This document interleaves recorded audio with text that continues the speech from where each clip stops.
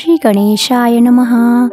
जगदंबिका म्हणे माला मंत्र नारायणे, कथिला जो जगत्कारणे तो हा सर्वोत्तम असे।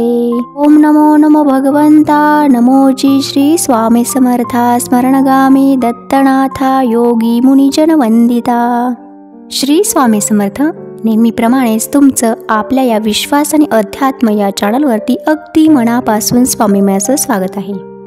स्वामी भक्त हो, आपण सेवेत येतो आणि सेवेत आल्यानंतर अनेक प्रकारचे अनुभूती आपण घेत असतो। अनुभूती म्हणजे काय हो? जाणण्याची एक अवस्था किंवा त्याला आपण अनुभव असं म्हणतो। अनुभूती ही एक भावना आहे, इच्छेच्या अनुभवापासून ओळखली जाऊ शकते। अनुभूती इंद्रियांद्वारे ज्ञान प्राप्त करण्याची एक प्रक्रिया आहे। खरं तर जीवनातला प्रत्येक दिवस हा एक अनुभूतीच असतो।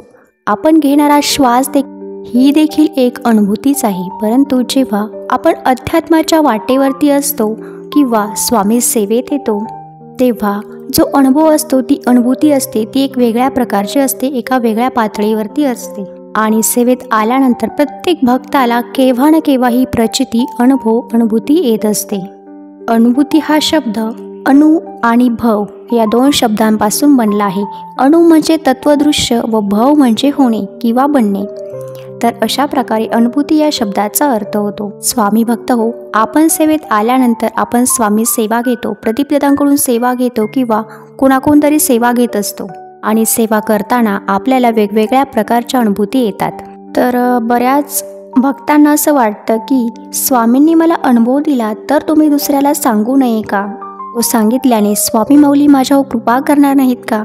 किंवा अनुभव सांगितल्याने आपल्याला पुन्हा अनुभव येत नाही अशी काही लोक म्हणतात। स्वामी भक्त हो, आज मी या व्हिडिओतून तुम्हाला याबद्दलचीच थोडीशी माहिती सांगणार आहे, त्यामुळे व्हिडिओ हा शेवटपर्यंत नक्की बघा।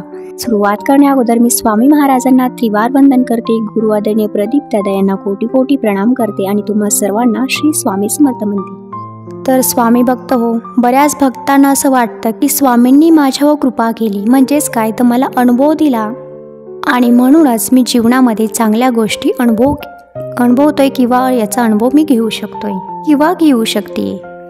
मात्र हे कशामुळे होते? स्वामींच्या कृपेमुळे होते। मग महत्त्वाचा मुद्दा काय येतो? जर स्वामींनी आपल्यावरती कृपा केली आहे आणि मग आपल्या मनात काय येतं की जर स्वामींनी माझ्यावरती कृपा केली आहे तर ते मी दुसऱ्यांना कसं सांगावं? स्वामी भक्त हो, स्वामी माऊली कृपाळू आहे, दयाळू आहे, कनवाळू आहे आणि आपल्या भक्तांवर त्यांचं प्रचंड असं प्रेम आहे। आपला भक्त जर खरा असेल तर स्वामी माऊली त्याच्या फक्त स्मरण करण्यानेच त्याच्या हाकेला धावून जातात। एवढी जर कनवाळू आपली माय असेल तर तिची महती आपण दुसऱ्यांपुढे गाईल, तिला राग येईल का? किंवा स्वामी माऊली रुष्ट होईल का?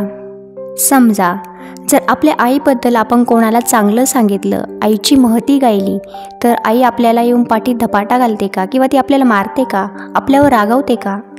किंवा ती असं म्हणते का तू माझी महती लोकांना का सांगतोस किंवा का सांगतेस? तर अजिबातच नाही। उलट आईला आनंदच होईल ना। उलट ती म्हणेल की माझ्या बाळाला माझं प्रेम कळलं। त्याचप्रमाणे आपल्या स्वामी माऊलीचं देखील असंच आहे। माझ्या भक्ताला, माझ्या बाळाला माझं प्रेम कळलं म्हणूनच माझा भक्त इतरांना ते अनुभव सांगत आहे की माझी आई म्हणजेच माझी स्वामी माऊली किती प्रेमळ आहे, किती कनवाळू आहे। स्वामी महाराज हे अनंत कोटी ब्रह्मांडाच्या मायेच्या स्वरूपात आहे, म्हणजेच मातेच्या स्वरूपात आहेत आणि त्यांच्या ठाई जड जीवांविषयी, सजीव निर्जीव सर्वांविषयी प्रचंड प्रेम आहे। त्यामुळे स्वामी माऊलीला आपण त्यांचे अनुभव इतरांना सांगितले तर अजिबातच राग येत नाही किंवा ते आपल्यावर कधीही रुष्ट होत नाहीत। स्वामी माऊली निरंतर आपल्या भक्ताकडे आणि सर्वांकडेच एवढ्या प्रेमळ दयाळू नजरेने बघत असतात। ते आपल्या सर्वांवरतीच कृपा करतात, त्यांचं सर्वांवरतीच लक्ष असतं, कारण ते ब्रह्मांडाचे नायक आहेत, जगाचे चालक मालक पालक आहेत। आणि स्वामी भक्त हो, स्वामींची दयाळू नजर ज्याला ग्रहण करता येते ना, तर तो उत्तम अनुभव करत असतो। ज्याला ही ग्रहण करता येत नाही त्याला अनुभवही करता येत नाही।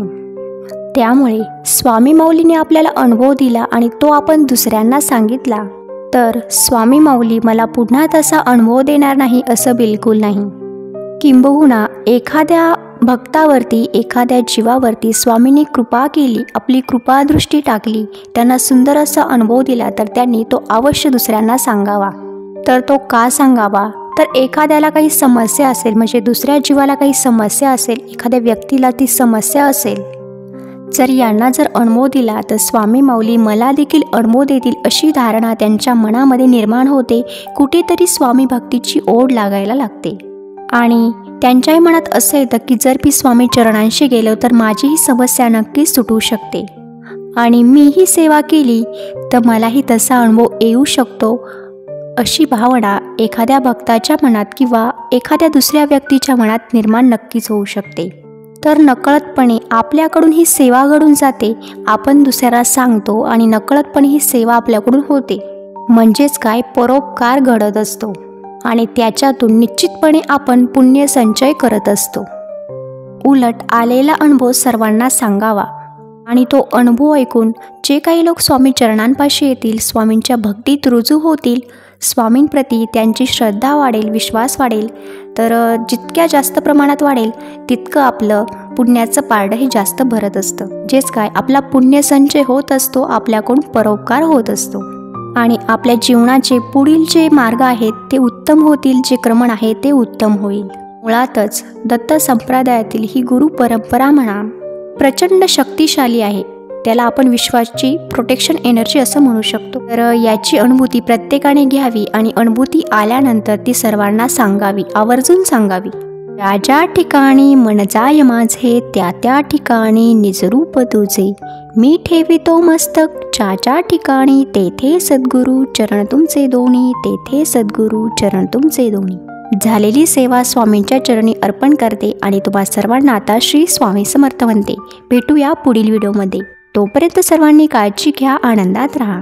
आणि हो, येता दरबार हा 25 जानेवारी 2025 रोजी आहे.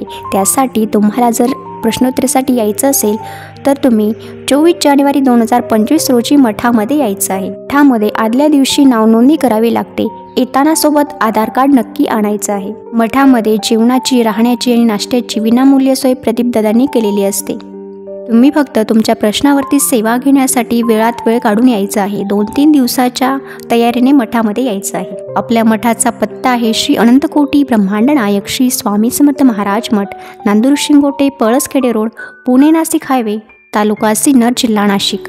तर याचं माहितीसोबत मी आजचा व्हिडिओ इथे संपवते. श्री स्वामी समर्थ, श्री स्वामी समर्थ, श्री स्वामी समर्थ.